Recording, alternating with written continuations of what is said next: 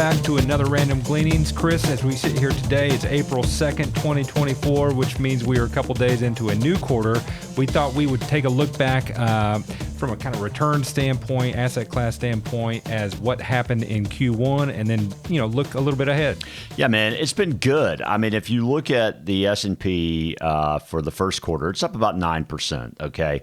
I think the notable things and the more important things to most investors is that the equal weight is up about 6.5 through the quarter, and that's RSP there in blue on the chart. The other really notable thing, I think, is if you go back to, call it Valentine's Day, we have it circled here on the chart, those items, the mid-sized company index, which is the light purple just above it, both of those, the equal weight and the mid-caps, were flat as a pancake as of February 14th. I think it's notable. And it could be notable as we get into like small caps, which is the dark purple just beneath it, still flat on the year roughly. The other really notable things on this chart are, number one, bonds are negative. Yeah. Yep. And then also, and this is kind of an inverse sort of thing, the things that have done better than the S&P 500 include pipelines, and which is the AMLP up about 11, and then unleaded gasoline up about 17%. Yeah, so I guess in those first comments, the equal weight and mid caps, we're seeing some broadening out away from just the largest companies in the market cap weighted index. But there's some signs of something bubbling up between the bonds being negative and gasoline being the best performer. Definitely positives on the Q1 by and large, but a couple kind of notable things we'll talk about. Yeah. So next chart, this is Seth Golden talking about the equal weight S&P 500 being up. And, just full disclosure, we own it for our clients, that it's certainly happened in the past and higher 6 months later every time. Now, I'll say this. The yield curve is still inverted and has been for 18 months now, okay? Every time since 1970, that has ended up being a recession, okay? Right. And it looks like this is the time where that's not going to happen. So this doesn't necessarily have to hearken, higher 6 months later every time either, but it's at least a notable data point, right? Yeah, absolutely. And this next chart, again, by Seth Golden, has some of that same positivity vibes associated with it, in that they're saying the relative strength indicator, right, the S&P has been above kind of a certain level, a line in the sand, 50 for 99 straight trading days, 6th longest streak, and across these time periods, 2 months, 6 months, 12 months, it's positive. That's right. And so, those are notable things to smile about while we're invested, and absolutely, and hope that happens again this time. Absolutely. And then you get to the next chart, Jesse, which is small caps. Ryan Dietrich talks about small caps breaking out just as active managers really don't want much to do with them. If you look at the sort of embiggened, blown up chart of active managers, basically you can see 10 years ago on average, small caps were about 6% of a portfolio. Today, they're around 1.5%, 2%. Wow. Yeah. So back to that original chart, you're saying RSP, or the equal weight S&P, and mid caps really kind of took off at Valentine's Day. Right.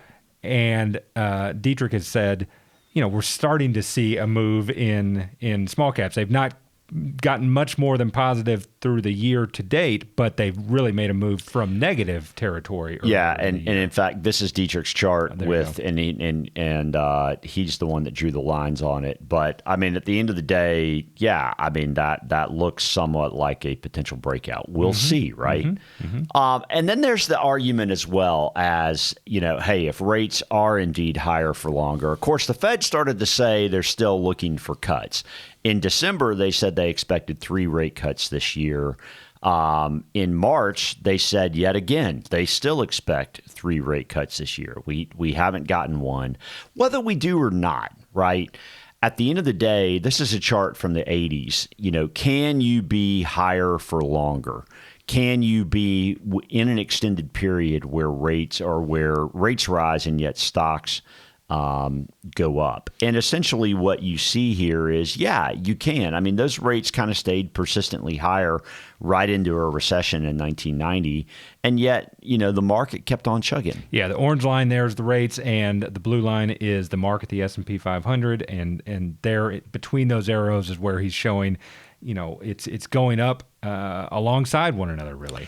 And here's another one from the 90s where rates rose in 1994. They did start cutting rates in 95, but they didn't cut them notably, and they were at 5.5 roughly, which is essentially where we are now, and yet stocks went up. And I'll say this is a time period which a lot of folks are suggesting we may be kind of mimicking here in this experience, and if they started to cut, maybe we could see some of this 95, 96 magic happen again. The big question, because this is such a no-brainer looking backward, this was right at the birth of the interwebs. That's right. I think Amazon started right about, 1995-ish, somewhere in there. Mm-hmm. But productivity, email on your desktop. You didn't have. Again, there's some correlations to what some believe AI will do, right? And so, it's obviously reason not to get just bearish because rates are staying higher. So will some of these things come to fruition, I think, is the big question. So the next chart is a really good segue to the notion of both the positivity of where we are economically and also the potential for how the Fed still has some challenges and there's still some concerns out there, which is why you might be seeing bonds go down in value, why you might be seeing gas go up in cost. And that is that balance sheets look really good. In fact, if you look between, call it June and the end of the year last year, basically, you saw the assets of households in the United States go up $2.3 trillion, and yet you saw liabilities only go up $400 billion. Okay, that's huge. It is huge. So ultimately, what you are seeing is there are more assets in the pockets of Americans. You can't argue it. There it is. And certainly rates play into that notion. Before, for over the last decade prior to 2022, rates were nothing. Right. Absolutely nothing. So now you've got folks earning 4 to 5% on cash. By the way, 90-day T-bills are still 5 3/8%. Just keep that in mind. It's good. It is good, and to your point, and really this next chart shows maybe again back to the gas, negative bonds. We've started to see a little bit of a creeping back of some inflation numbers. Right? Yeah. So the bottom of that chart is super core, which is core services of personal consumption expenditures X housing. Why does this matter to you? Well, housing is supposed to be the thing now that becomes so disinflationary in terms of rents and mortgage costs, et cetera. So suffice to say, at this point, that hasn't shown up. Really, it's accelerated in the other direction. Will it? We'll see. And by the way, when I say it'll show up in the top number, which is the headline PCE number. But that number's going up. You can see, as of, I guess, January was kind of low point, and they've all started to tick back up.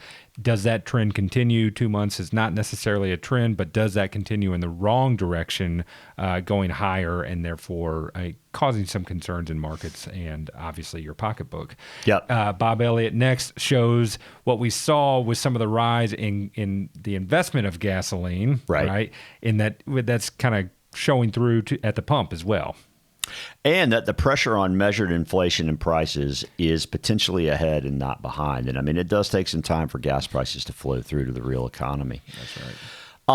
Next chart. Okay, this chart's got a lot of information on it, but here's the punchline. What this is saying is gold and silver related companies are mostly above their sort of short and long-term averages. So what's kind of happening here is you're starting to see things that work either in a higher for longer or sort of more of an inflationary kind of moment, right? So, the big question here then is what happens going forward? You've got gold and silver up at least as much as the S&P. You've got oil-related energy companies breaking out. You've got interest rates or bonds going down in value. You've got rates kind of rising. That's right. And then you've also got the dollar getting a little bit stronger here recently. And maybe that's because the market somewhat sees sort of an inflationary trend continue in the United States. It's tough to say, but it is an election year, and the Fed wants to do no harm. So, I mean, you can't. The bottom line is you can't get negative right here. But what you can notice is there are some things kind of in the inflationary side of things or the reflationary side of things working. So a little caution for prudence, I think, is not the worst thing in the world, especially when you get paid on that cash. that cautionary piece in your portfolio. Right? Yeah, that's exactly. And it also makes an argument for why having some cash probably makes some sense. Right. Because on the one hand, you've got inflationary stuff kind of working. And if that happens, then you would think that could put some pressure on stocks as well. It's possible. Not saying it will. I mean, all the reasons to be positive we talked about in the beginning, but I mean, you hadn't had much in the way of fluctuation lately. That's right. Yep. So you watching anything? We finished The Recruit first season. It was good. Kind of a interesting twist at the end. They're doing a season 2, so we'll stay tuned on that. And the answer is yes. We're watching Tokyo Vice, and I couldn't believe it.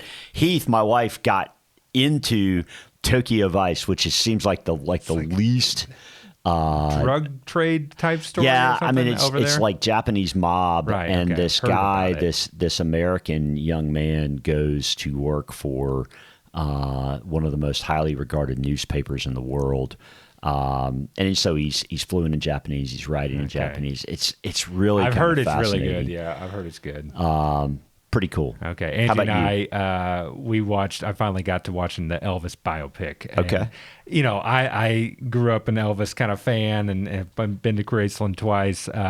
Not sure it was my favorite movie in the world, but it told me some things about Elvis that I wasn't aware of, and so it was kind of a fun watch. But other than that, we're just doing yard work as winter turns to spring. Yep. So, good stuff. Yeah, man. Friends, thanks so much for watching. We look forward to sharing again next week. But in the meantime, if this is good to you, share it with a friend, share it with a family member, and hit subscribe, hit the bell to be updated, and we'll see you next week. Thanks.